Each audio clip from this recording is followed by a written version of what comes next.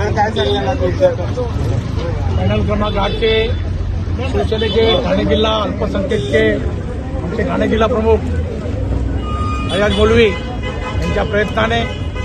आज या ठिकाणी हा रस्ता जो आहे याला 25 लाख रुपयाचा निधी जो आहे मुख्यमंत्री त्यावेळेचे एकनाथ शिंदे साहेब आणि खासदार डॉक्टर श्रीकांत शिंदे यांच्या माध्यमातून अप्पा शिंदे हे राष्ट्रवादी जिल्हाध्यक्ष आहेत, त्यांना जो 20 कोटीचा निधी शिवसेना पक्षातर्फे त्यावेळी देण्यात आला होता, त्या निधीमधूनच आज या रस्त्याचं भूमिपूजन होत आहे आणि आज अप्पा शिंदे यांच्या माध्यमातून हे काम या ठिकाणी झालेलं आहे. महाराष्ट्रामध्ये इलेक्शनचं वारं वाहत आहे आणि साधारण डिसेंबर महिन्यामध्ये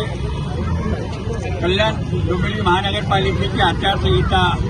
किंवा इलेक्शन डिक्लेअर होती. जानेवारीच्या दुसऱ्या तिसऱ्या आठवड्यात महानगरपालिकेच्या निवडणुका होत आहेत. पहिल्यांदा प्रभागावाईज आणि एका प्रभागात 4, काही प्रभागात 2 असे 29 प्रभाग 4चे आणि 2 प्रभाग 3चे यामध्ये निवडणुका होणार आहे आणि याच्यामध्ये महायुती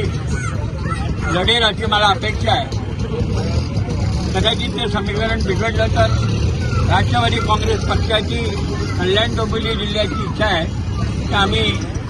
शिंदे गटाबरोबर युती करावी आणि अशा प्रकारे शिंदे गटाने सुद्धा आम्हाला निदान 10-20% जागा द्याव्यात आणि त्या निमित्तानं ही युती होते. आज मला माननीय माजी मुख्यमंत्री एकनाथराव शिंदे आणि माझे आजी खासदार डॉक्टर श्रीकांत शिंदे